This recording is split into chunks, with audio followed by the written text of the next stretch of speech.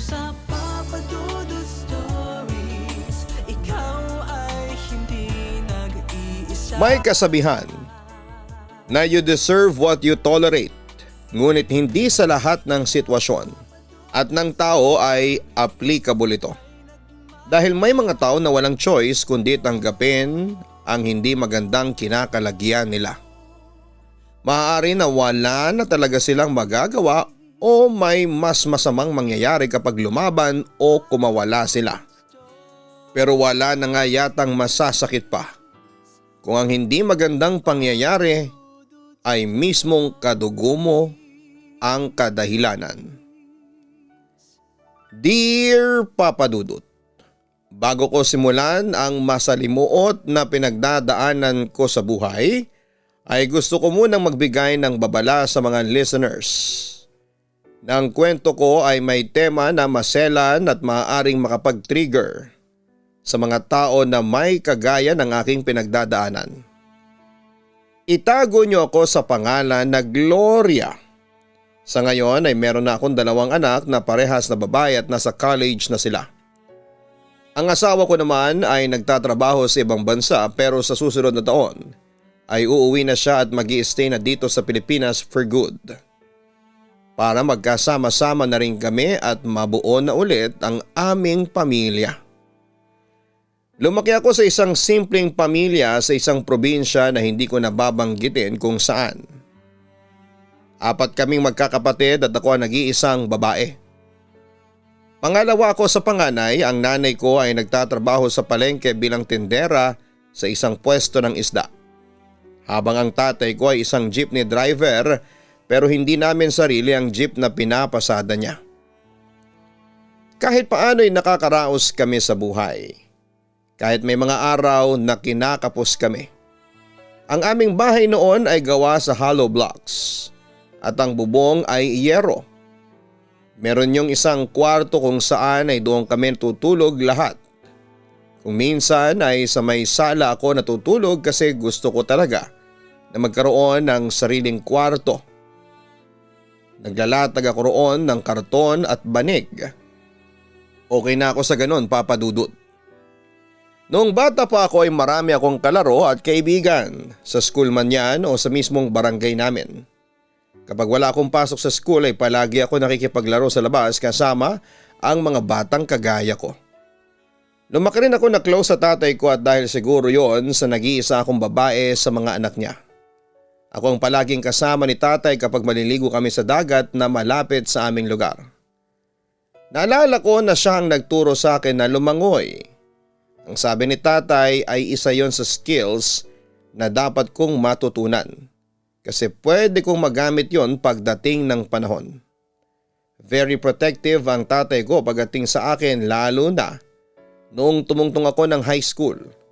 Siya ang nagpaalala sa akin na huwag akong basta-basta magtitiwala sa mga lalaki na manliligaw sa akin. Dalagita na raw kasi ako at may mga lalaki nang magpapapansin sa akin. At dapat kapag may nanligaw sa akin ay ipapakilala ko muna sa kanila ni nanay. Ang tingin ko kay tatay dati ay superhero ko kasi nandun siya palagi para protektahan ako. Naramdaman ko rin na ako ang paborito ng tatay ko sa lahat ng mga anak niya, Papa Dudut. Kapag umuwi siya sa gabi after ng biyahe niya, ay may mga barya siya na mas malaki ang ibinibigay niya sa akin kumpara sa iba kong kapatid. Madalas nga ay nagreklamo ang iba kong kapatid kasi palagi na lang mas malaki ang perang ibinibigay ni tatay sa akin. Ang sinasabi ni tatay ay ako raw ang prinsesa nila kaya dapat ay mas malaki talaga ang palaging ibinibigay sa akin. Nang may nanligaw sa akin noong first year high school ako ay sinabi ko na dapat ay sa bahay niya ako liligawan. Ginawa niya pero sinindak lang siya ni tatay kaya natakot na siya. At hindi na niya tinuloy ang panliligaw sa akin. Nalungkot ako kasi may gusto ko sa manliligaw ko na yon. Nagtampo ako noon kay tatay at sinabi ko na bakit naman niya sinindak yung manliligaw ko. Aniyay hindi raw karapat-dapat sa akin ng ganong klase ng lalaki kung sa kanya pa lang ay takot na ito. Simula noon ay pinagbawalan na ako ni tatay na magpaligaw sa kahit na sinong lalaki. Sa pag-aaral daw muna ako mag-focus at magiging panggulo lang daw sa akin ang mga lalaki. Wala na akong nagawa kasi pati si nanay ay sumang-ayon na rin sa sinasabi ng tatay ko. Tinanggap ko na lamang kasi alam ko na ayaw lamang nila na mapabayaan ko ang aking pag-aaral, Papa Dudut. Nagbunga naman ang pag-focus ko sa aking pag-aaral kasi nang matapos ko ang first year high school ay second honor ako. Tuwang-tuwa sina nanay at tatay sa akin at sana raw ay ako na ang mag-first honor kapag nag-second year high school na ako. Para malaki ang chance na maging valedictorian kapag natapos ako ng aking high school. Ang alam daw kasi nila ay merong makukuhang full scholarship sa college kapag graduate ng valedictorian. Wala akong nasa isip ng panahon na yon kundi ang mapasaya ang mga magulang ko lalo na si tatay. Gusto ko na maging proud sila sa akin, Papa Dudut. Gusto kong makuha ang sinasabi nilang full scholarship kasi malaki ang maitutulong noon sa amin lalo na sa gastusin ko sa college. Kahit nalagitan na ako noon ay hindi pa rin ako tumitigil sa paglalaro ng mga pambatang laro sa kalye. Na-enjoy ko pa rin ang mga ganong bagay. Minsan ay sinasabi ni nanay sa akin na hindi na ako dapat nakikipaglaro kasi dalaga na raw ako. Pero hindi ko siya pinapakinggan kasi masaya pa rin ako na naglalaro ako, Papa Dudut. Isang umaga nakikipaglaro ako noon ng piko sa may tapat ng aming bahay.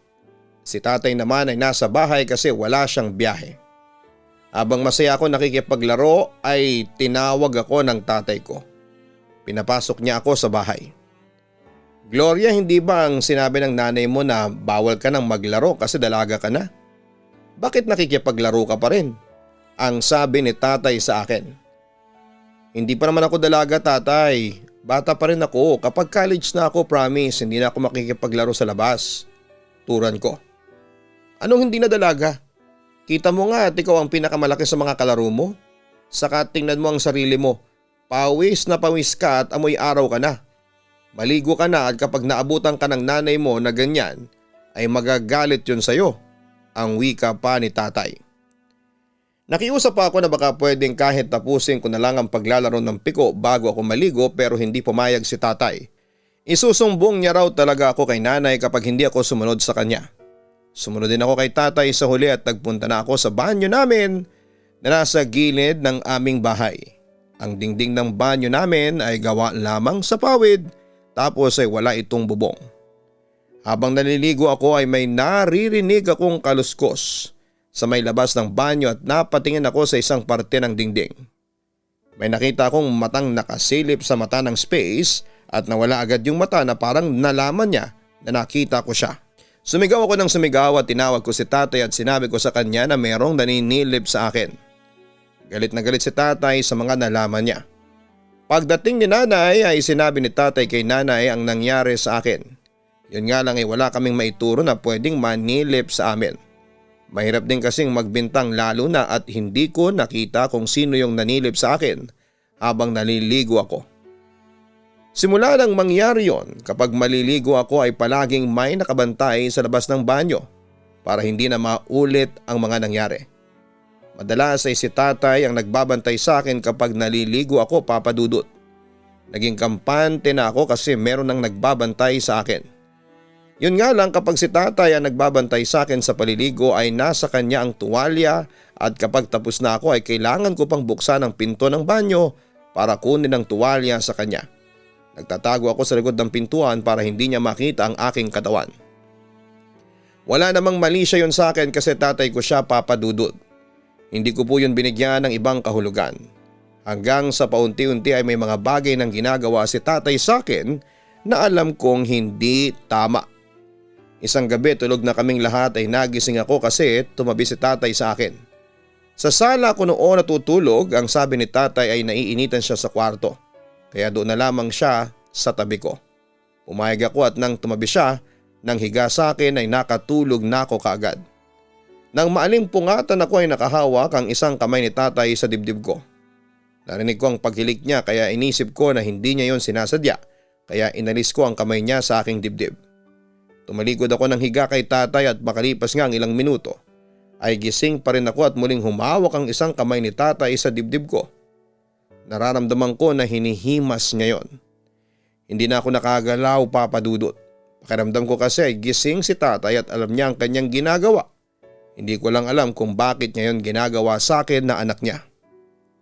Nang magising si tatay kinabukasan ay sinabi niya na ang sarap daw palang matulog doon at mukhang doon na siya palaging matutulog sa sala kasama ko. Inisip ko na lamang na baka hindi talaga aware ang tatay ko sa ginagawa niya, kaya nang sumunod na gabi hinayaan ko lamang si tatay na matulog sa sala katabi ko. Naulit na naman ang pangahawak niya sa dibdib ko. At doon ko na nga na-realize na alam ni tatay ang ginagawa niya. Nagkaroon ako ng takot sa kanya simula ng araw na yon, Papa Dudut. Kung dati close kami, nagsimula na akong umiwas sa kanya.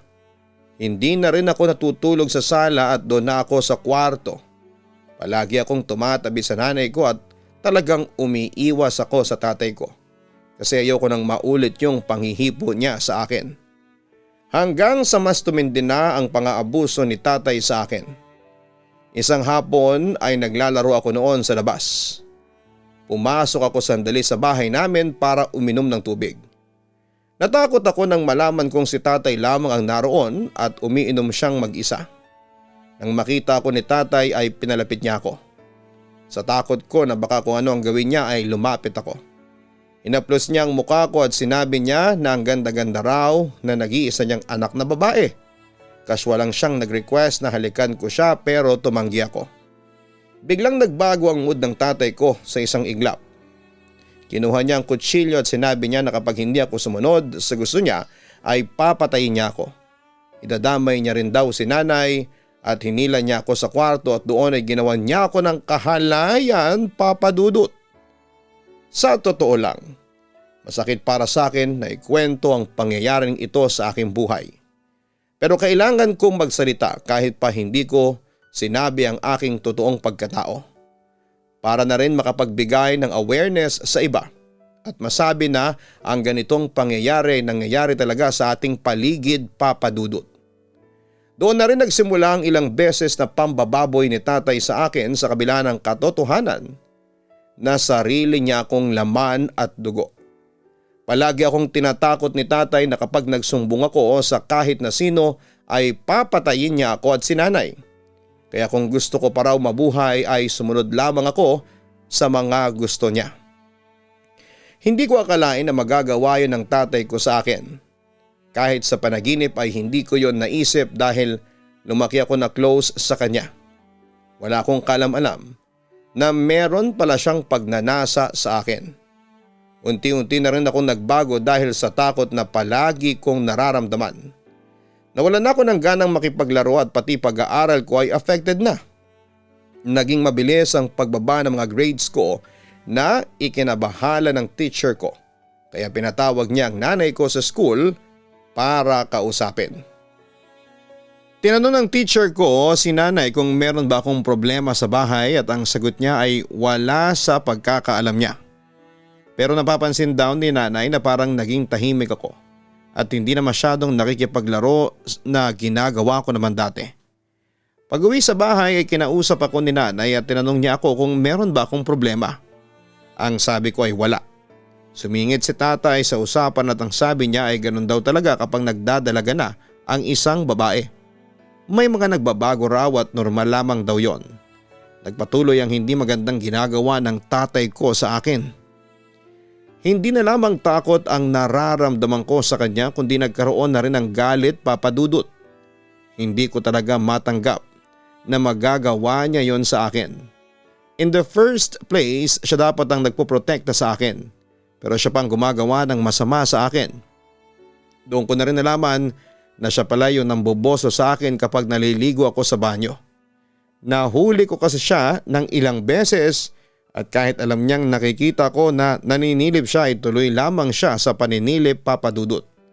Wala akong pinagsabihan sa ginagawa ni tatay sa akin sa takot ko sa kanya. Oo, madaling sabihin na bakit ako matatakot at dapat ay magsumbong ako. Pero kapag ikaw ay nasa mismong ganong sitwasyon ay hindi mo yon magagawa. Lalo na at bata pa ako ng time na yon at hindi ko alam kung meron bang maniniwala sa akin. Higit sa lahat ay natatakot ako na baka totohanin ni tatay ang banta niya na kapag nagsalita ako ay papatayin niya ako at sinanay. Matagal akong nagdusa sa kamay ng sarili kong ama, Papa Dudut. Tahimik akong umiiyak. Mag-isa kong dinalang lahat ng yon ng ilang taon. Noong nag-graduate ako ng high school ay hindi ako nakasama sa may mga honors. Hindi ko kasi kayang pagtuunan ng pansin ang pag-aaral ko dahil sa masamang nangyayari sa akin. Na-disappoint si nanay sa akin at ganon din si tatay. Gusto kong sabihin sa tatay ko na siya ang dahilan kung bakit hindi ako nakasama sa may mga honor. Naging alanganin ang pag-aaral ko ng college, Papa Dudut. Yun ay dahil sa kapos kami sa pera ng panahon na yon. Mabuti na lamang at nag-offer ang isa kong tita na kapatid ni nanay na pag-aralin ako. Inaanak niya kasi ako at yun na raw ang tulong niya sa family namin. Kapag daw nakatapos ako, ay saka ako tumulong sa amin. Kahit yun na lamang daw ang kapalit ng pagtulong niya sa akin. Blessing in disguise ang nangyaring yon kasi malalayo na ako sa tatay ko na matagal ko nang gustong mangyari. Sa wakas ay hindi na ako magagawa ng masama ng tatay ko kasi wala na ako sa bahay namin. Malayo na ako sa kanya, Papa Dudut. Kailangan ko kasing tumira sa bahay ng tita ko na nasa Maynila. Nang umalis ako sa amin ay nakahinga na ako ng maluwag. Napakasaya ko ng araw na yon. Feeling ko ay isa kong ibon na nakawala sa kanyang hawla. Ganon ang pakiramdam, Papa Dudut. Ipinangako ko rin sa sarili ko na hindi na mauulit ang ginagawa ng tatay ko sa akin. Kahit sinong lalaki wala nang makakapangbaboy sa akin. Naging maganda at maayos naman ang buhay ko sa bahay ng tita ko at sa pamilya niya. Naging kasundo ko ang dalawang babae na anak niya na pinsan ko. Nung una ay medyo natatakot ako sa asawa ni tita dahil sa trauma na iniwan ng tatay ko. Pero nang tumagal ay naging palagay na rin ang loob ko sa kanya, Papa Dudut. Pero kahit pala malayo na ako sa tatay ko, ay hindi na niya magagawa ang masamang ginagawa niya sa akin dati. Hindi pa rin ako naging masaya. Hindi pa rin ako tinatantanan ng bangungot ng naranasan ko, Papa Dudut. May ilang beses na napapanaginipan ko ang ginagawa ng tatay ko sa akin noon. Minsan ay napapatulala na lamang ako at napapaiyak. Nagkaroon din ako ng trust issue sa mga lalaki. Iwas na iwas ako sa kanila. Para kahit paano ay mawala ang atensyon ko sa bagay na yon ay nakipagkaibigan ako pero hindi ko pinabayaan ang aking pag-aaral. Sinabi ko sa sarili ko na hindi ko bibiguin si tita at ayokong masayang ang perang pinagpaaral niya sa akin, Papa Dudut. Nang makatapos ako ng college ay naghanap kagad ako ng trabaho. Kina tita pa rin ako nakatira ng time na yon. Napakabait ni tita kasi kahit na gusto kong magbigay sa kanya ng pera ay tumatanggi siya. Mas mabuti pa raw na idagdag ko na lamang yon sa perang ipinapadala ko sa pamilya ko na nasa probinsya. Makalipas ngang ilang taon ay nag-decide ako na magtrabaho sa ibang bansa. Hindi ako nagkamali sa desisyon kong yon kasi mas naging malaki ang kita ko. Mas naging malayo rin ako sa tatay ko. Natuto na rin ako magtiwala ulit sa lalaki dahil doon ko nakilala ang aking first boyfriend na si Owen. Pinatunayan sa akin ni Owen na hindi lahat ng lalaki ay masama at mapagsamantala. Sinabi ko rin sa kanya ang pinagdadaanan ko sa tatay ko at buong puso niyang tinanggap ang masalimuot kong nakaraan, Papa Dudut. Mas naging maganda ang buhay ko habang nasa ibang bansa ako. Mas nakatulong ako sa aking pamilya. Pero dahil sa hindi pa rin nawawala ang galit ko sa tatay ko, ay hindi ko na siya kinausap pa. Kapag tumatawag ako sa pamilya ko ay sinanay at mga kapatid ko lamang ang kinakausap ko, Papa Dudut. Isang araw ay tumawag si nanay sa akin. Sinabi niya na nasa ospital ang tatay ko dahil na stroke. Humingi siya sa akin ng pera para kay tatay. Sige po, magpapadala po ako mamaya, ang turan ko. Anak, baka gusto mong kausapin ang tatay mo. Simula kasi nang umalis ka rito sa bahay ay hindi mo na siya kinausap. Nagtatampo na yun sa'yo, panigurado, ang sabi ni nanay. Wala naman po kung dapat na sabihin sa kanya. Ang mahalagay nakakapagpadala ako ng pera sa inyo. Hindi ako nagkukulang pagdating sa pagtulong sa pamilya natin. Malamig kong wika. Alam ko naman yon, pero hindi sa lahat ng pagkakataon ay perang kailangan ng tatay mo. Kailangan niya rin ng atensyon mo, anak. Nagtataka nga ako kung bakit bigla ka naging ganyan sa kanya. May pinag-awayan ba kayo na hindi ko alam? Tura ni nanay. Nay, huwag na po tayong magdramahan. Kailangan ko nang bumalik sa trabaho. Saka na tayo mag-usap, basta mamaya ay magpapadala ako. Pag-iwas ko. Aaminin ko na kahit may ginawang masama ang tatay ko sa akin ay nag-aalala pa rin ako sa kanya. Kahit paano nang malamang ko na nasa ospital siya, Papa Dudut, kahit paano ay meron pa rin akong pagmamahal sa kanya bilang siya ang tatay ko. Iyon nga lang ay hindi pa rin siya kayang patawarin ng puso ko at hindi ko alam kung magagawa ko pa yon na magpatawad. Nang makaipon kami ni Owen ay umuwi na kami ng Pilipinas at nagpakasal. Noong ko lang ulit nakita ang tatay ko at siya pa ang naghatid sa akin sa altar. Nanginginig ako kasi nakahawak siya sa akin. Bumalik lahat ng pambababoy na ginawa niya sa akin. Ang akala ng lahat ay umiiyak ako dahil sa sobrang saya. Pero ang hindi nila alam ay takot na takot ako kasi nasa tabi ko ang tatay ko. Si Owen naman ay may pag-aalala sa mukha niya dahil sa lahat ng naroon ay tanging siya lamang ang nakakaalam ng pinagdaanan ko sa kamay ng sarili kong tatay. Hindi na namin naging problema ni Owen ang bahay kasi noong nasa ibang bansa kami ay nakabili na kami ng house and lot. Hulugan, pero ang importante kapag natapos na naming mahulugan yon ay sa amin na talaga. Kapag may okasyon sa bahay ng mga magulang ko ay inaaya nila akong pumunta ay palagi akong tumatanggi.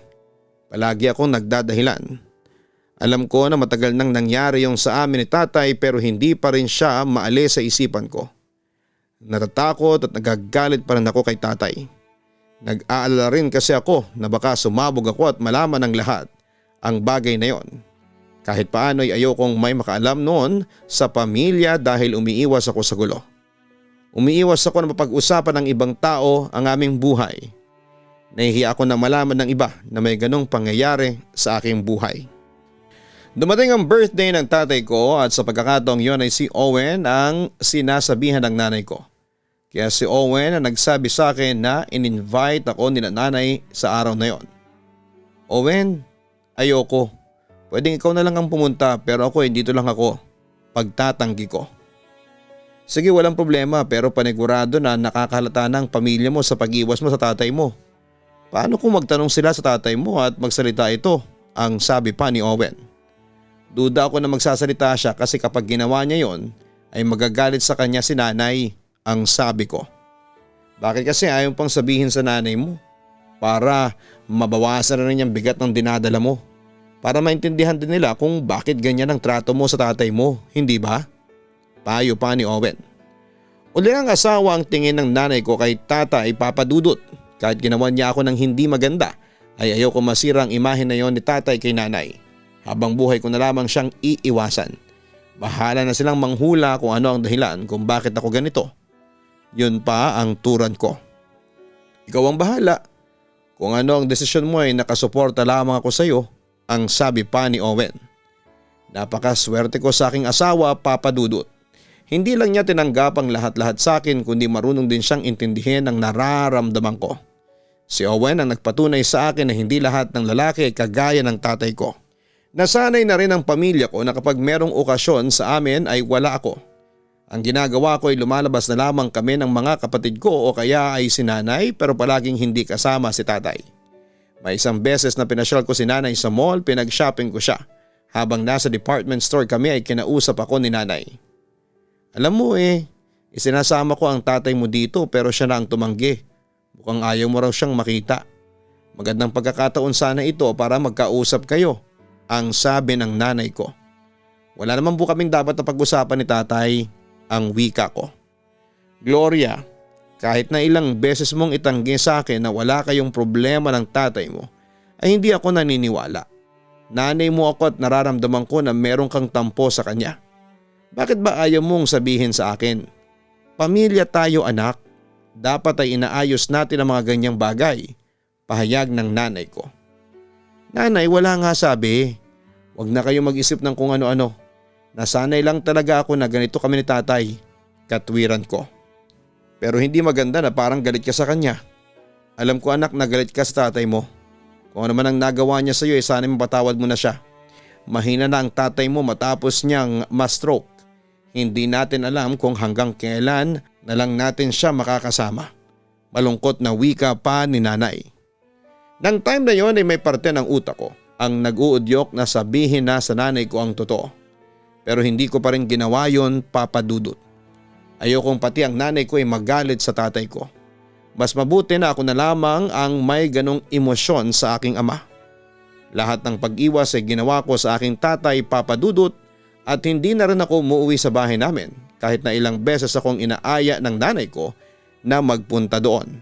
Para daw makita ko ang itsura ng bahay namin after kong ipaayos yon. Ang sabi ko ay nakita ko naman yon sa pictures at okay na ako doon. Pakiramdam ko kasi kahit malaki na ang pinagbago ng aming bahay, kapag bumalik ako doon ay maaalala ko ang lahat ng masasamang bagay na nangyari sa akin doon. Lumipas nga ang ilang taon ay nagbunga na ang pagmamahalan namin ni Owen. Biniyayaan kami ng isang anak na babae. Akala ko dati ay habang buhay na ako makakaiwas sa tatay ko pero parang tadhana pa talaga ang naglalapit sa aming dalawa. Hindi ko alam kung ano ba ang dahilan para muli kaming magkasama sa isang bahay.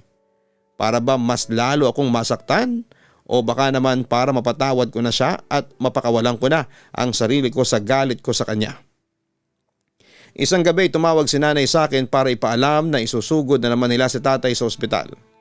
May kaba akong naramdaman lalo na nang sabihin ni nanay na malala na ang lagay ng tatay ko, Papa Dudut.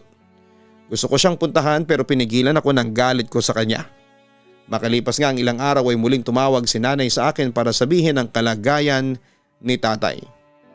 Kakauwi lang namin ng bahay at medyo okay na ang tatay mo, Gloria.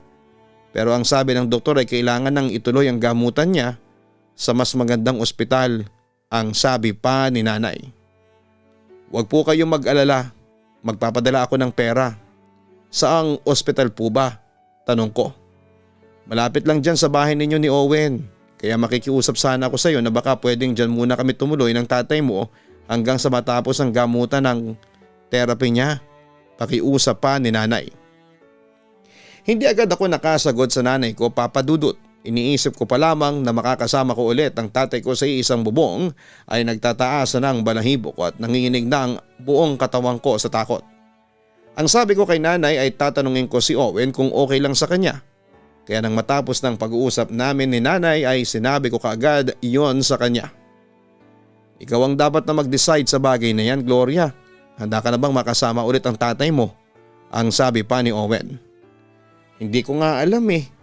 Pero sa totoo lang ay sa kabila ng mga ginawa niya sa akin dati ay may awa pa rin ako nararamdaman sa kanya. Ang sabi ko. Basta kung ano man ang maging desisyon mo ay nakasupport lamang ako sa iyo. Ang turan pa ni Owen. Pinag-isipan ko ng mabuti ang bagay na yon, Papa Dudut. Sa pagkakataon na yon ay nanaig ang pagmamahal ko sa tatay ko. Kaya sinabi ko sa nanay ko na payag na ako na doon na muna sila ni tatay sa bahay namin hanggang sa matapos ang gamutan ni tatay. Tuwang-tuwa ang nanay ko sa pagpayag ko, Papa Dudut. Nang sumunod na araw ay dumating na sila. Noong ko lang ulit nakita ang tatay ko makalipas ang napakahabang taon. Ang laki ng ipinayat niya. Mukha na siyang mahina. Pinigilan ko ang sarili ko na umiyak sa harapan nilang lahat dahil baka magtaka sila.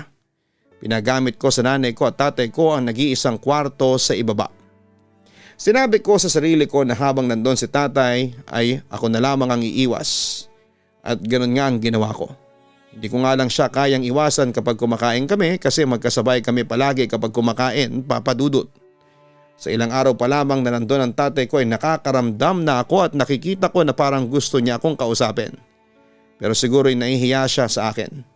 Hindi pa rin naman ako handang makipag-usap sa kanya dahil hindi ko pa rin siya kayang patawarin, Papa Dudut. Sa tuwing nagpupunta sa ospital ang nanay at tatay ko ay nagko-commute lamang sila. Ako ang sumasagot sa lahat ng kailangan nila pero isang araw ay naglambing ang nanay ko sa akin na aniya ay nahihirapan daw sila ni tatay na mag-commute. Lalo na't medyo mahina na si tatay. Baka raw pwedeng ihatid ko na lamang sila sa ospital kapag kailangan nilang magpunta doon. Pumayag ako kasi kahit ako ay naaawa na rin sa kanila. Yun nga lang ay kailangan kong isama ang anak ko na 3 years old ng time na yon kapag wala sa bahay si Owen. Wala kasing magbabantay sa kanya. Nung unay okay naman, iniiwasan ko na lamang na magkaroon kami ng pagkakataon ni tatay na kaming dalawa lamang at wala si nanay. Pero may isang pagkakataon na hindi ko naiwasan na makausap ako ni tatay. Nasa parking lot na kami ng ospital at pauwi na kami. Nasa sasakyan na kaming lahat nang biglang sabihin ni nanay na meron siyang nakalimutan sa ospital. Kaya kinailangan niyang umalis ng sasakyan. Ang natira sa kotse ay ako, si tatay at ang anak ko na nasa tabi ko sa unahan ng kotse. Sa backseat naman ang tatay ko. Gloria, alam kong hanggang ngayon ay galit ka pa rin sa akin at naiintindihan ko kung bakit. Gusto kong malaman mo na proud ako sa kung anong naabot mo ngayon. Araw-araw ako nagdarasal na sana'y mapatawad mo ako. Mahinang sabi pa ni tatay. Hindi ako nagsalita. Kapag kasi nagsalita ako ay baka hindi ko mapigilan ang luha ko. Nagpatuloy ang tatay ko sa pagsasalita at panayang hingi niya ng tawad. Hanggang sa hindi ko na nga napigilan ang sarili ko at sinabi ko kay tatay na talaga bang pag-uusapan namin ang bagay na yon sa harapan ng anak ko. Doon na siya tumahimik hanggang sa bumalik na nga si nanay. Kinausap ko si Owen tungkol sa nangyari at sa kanya ako umiyak. Nailalabas ko kasi sa asawa ko kung ano ang totoong nararamdaman ko kasi naiintindihan niya ako nang hindi niya ako hinuhusgahan. Galit ako sa kanya pero hindi ko rin maiwasang magalit sa sarili ko kasi kahit ang tagal na nung nangyari ay alam ko na hindi na yun mauulit ay hindi ko pa rin siya mapatawad. Natatakot ako na baka pati ang Diyos ay galit na rin sa akin kasi hindi ako marunong magpatawad ng sarili kong tatay. Umiiyak kong sabi kay Owen. Huwag mong isipin na galit sa iyo ang Diyos. Naintindihan ka niya. Isa pa ay valid niyang nararamdaman mong galit. Hindi biro ang naranasan mo sa tatay mo, Gloria. Huwag mo ring pilitin na magpatawad kung habang buhay mo siyang hindi mapapatawad ay normal lamang yun. Ang turan pa ni Owen. Nagkamali yata ako na pinatuloy ko pa sila tatay sa bahay natin. Mas lalo lang lumala ang galit ko sa kanya. Mas lalo ako natakot sa kanya. Sambit ko. May parte ng isip ko na nagsasabi na paaalisin na lamang sina nanay at tatay sa bahay namin. Pero hindi ko yon sinunod kasi kahit papaano'y tumatanaw pa rin ako ng utang na loob sa kanila, Papa Dudut. Kahit nasa bahay namin si tatay ay kampante ako na hindi na niya magagawa sa akin yung pang-aabuso niya sa akin noong dalaga pa ako. Marunong na akong lumaban kung sakaling magtatangka siya. Saka hindi ko rin nakikita na meron pa siyang kakayahan na gawin yon kasi matanda na siya at medyo mahina na rin. Talagang hindi ko lang maalis ang galit ko sa kanya, Papa Dudut. Isang araw ay kinailangan ko mag-grocery at wala noon si Owen. Kasi meron siyang pasok sa trabaho. Tiwala akong iniwanan ang anak ko sa nanay ko. Mahigit 1 oras bago ako nakabalik sa bahay, nag-commute lamang ako noon kasi dala ni Owen ang sasakyan namin. Pagpasok ko sa bahay ay bigla akong kinabahan kasi sobrang tahimik at walang tao sa sala. Iniwanan ko muna sa sala ang mga pinamili ko at hindi ko alam kung bakit may bumulong sa akin na pumunta sa kwarto kung saan ay natutulog ang mga magulang ko. Pagbukas ko ng pinto ay nagulantang ako sa akin nakita. Huling-huli ko ang tatay ko na hinahawakan ng anak ko sa maselang parte ng katawan niya. Doon ako sumabog. Kumuha ko ng kutsilyo sa kusina at itinutok ko yon sa tatay ko. Hayop ka? Hindi ka na talaga nagbago? Pati ba naman ang anak ko? Napakademonyo mo talaga. Umiiyak sa galit na sigaw ko. Wala akong ginagawang masama. Hinihilot ko ang tiyan niya kasi masakit. Pagsisinungaling ni tatay. Hindi ako tanga para maniwala sa iyo, sigaw ko. Doon na dumating si nanay na may binili lamang sa labas. Umalis na kayo rito ni tatay. Ayaw ko nang makita ang taong yan, malakas kong sabi kay nanay. Gloria, ano bang sinasabi mo? Bakit ka ganyan sa sarili mong ama? Alam ko na may galit ka sa kanya pero kung ano man ang rason mo para magalit ka sa kanya dapat mo siyang patawarin dahil tatay mo siya. Galit na rin si nanay, Papa Dudut. Sige nga nay, sabihin mo kung paano ko mapapatawad si tatay kung noong high school ako ay paulit-ulit niya akong inabuso at binaboy. Tapos ngayon ay gagawin din niya sa anak ko? Huling-huli ko siya na hinahawakan niya ang anak ko. Nay, kaya umalis na kayo rito. Hindi ako makakapayag na iparanas ng taong yan sa anak ko ang ginawa niya sa akin. Sigaw ko habang umiiyak. Hindi makapaniwala si nanay sa mga isiniwalat ko, Papa Dudut. Tinanong niya si tatay kung totoo ba ang lahat ng iyon at umamin naman si tatay at sumabog na rin ang galit ni nanay. Pero hindi niya magawang saktan si tatay dahil sa kalagayan nito. Pinagmumura lamang niya si tatay at muntik na siyang mawala ng malay. Nag-decide si nanay na umalis na sa bahay namin sa mismong araw na yon. Pagdating ni Owen ay ipinaalam ko ang nangyari at galit na galit din siya. Pero mas pinili naming huwag nang kasuhan si tatay dahil sa matanda na ito. Pina-check up din namin ang aming anak upang masigurado na hindi siya nagalaw. Simula noon ay hindi ko na pinatungtong ang tatay ko sa bahay namin. Kahit ang ipakita sa kanya ang anak ko ay hindi ko na ginawa pa. Hindi ako makapaniwala na magagawa pa rin niyang ulitin ang ginawa niya sa akin dati at sa sarili pa niyang apo. Alam ko na masama ang hindi magpatawad pero sa nangyari ay hindi ko na yata magagawang patawarin ang tatay ko. Hindi naman ako tumigil sa pagtulong sa pamilya ko kasi yun ang pinangako ko sa tita Ami ko na siyang nagpaaral sa akin ng kolehiyo. Maganda nga rin siguro na nalaman ng nanay ko ang totoo kasi naiintindihan na niya kung bakit lumayo ang loob ko sa tatay ko. Hindi na siya nagtatanong sa akin ng tungkol sa bagay na yon. Hindi ko na rin kailangan pa na magtago pa sa kanya. Ngayon naman ay masaya na kaming nabubuhay ng aking pamilya. Dalawa na ang anak namin at dahil sa parehas silang babae ay talagang grabe ang pagprotekta namin sa kanila. Hindi ako papayag na mangyari sa kanila ang traumatic experience na pinagdaanan ko dati. Masasabi ko na hanggang ngayon ay hindi ko pa rin napapatawad ng tatay ko kahit pumanaw na siya. Ilang taon na ang nakakaraan. Alam ko na darating ang araw na tuluyan ko na siyang mapapatawad pero hindi pa nga lang sa ngayon. At para sa mga taong pinagdadaanan, ang pinagdadaanan ko ay magsalita kayo. Lumaban kayo. Alam ko na nakakatakot. Alam ko na ang iba ay nahihiyang magsalita. Maaring may hindi naniniwala kapag nagsalita kayo. Ngunit ang pagsasalita ay isang malaking hakbang upang matapos ang hindi magandang sitwasyon na inyong kinakalagyan sa ngayon. At sana'y matigil na ang lahat ng klase ng pang-aabuso sa ating mundo, o Papa Dudut. Lubos na nagmamahal, Gloria. Sadyang mahirap magpatawad lalo na kung ang ginawa sa iyo ay hindi katanggap-tanggap at hindi makatao. Ngunit kung hindi mo man mapatawad ang taong may pagkakasala sa iyo ay mas makakabuti kung ang papatawarin mo ay ang iyong sarili. Patawarin mo ang sarili mo sa katotohanan na ikaw ay isang biktima at wala kang pagkakasala kung bakit yun nangyari sa iyo. Lahat naman tayo ay deserve ng pangalawang pagkakataon. Ngunit kung isang tao ay ginagawang normal ang bagay na pang-aabuso, nararapat lamang na sila ay huwag nang bigyan ng pagkakataon. Hindi maganda sa isang pamilya ang pagkakaroon ng galit sa isa't isa, ngunit kung ito ay kagaya ng nangyari sa ating letter sender, nararapat lamang na putulin na ang ugnayan sa kanyang abuser upang hindi na muling mangyari sa iba ang sitwasyon na sumira sa kanyang pagkatao noong siya'y bata pa. Ipagdasal din po natin ang kapayapaan ng puso at pag-iisip ng mga taong may kaparehas na pinagdadaanan ng letter sender natin ngayon. Hanggang sa muli, maraming salamat po sa inyong lahat. Ang buhay ay mahiwaga, laging may lungkot at saya. Sa Papa Dudut Stories, laging may karamay ka.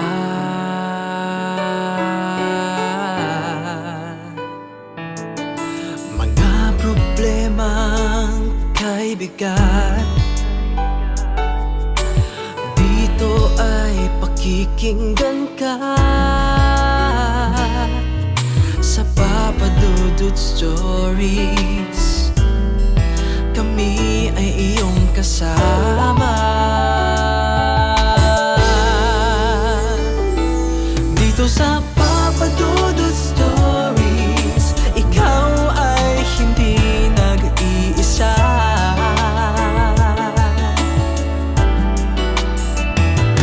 Dito sa Papa Dudut Stories, may nagmamahal sa'yo.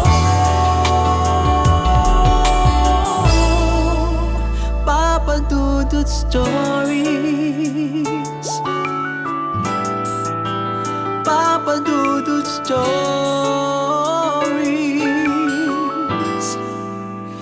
Papa Dudut Stories.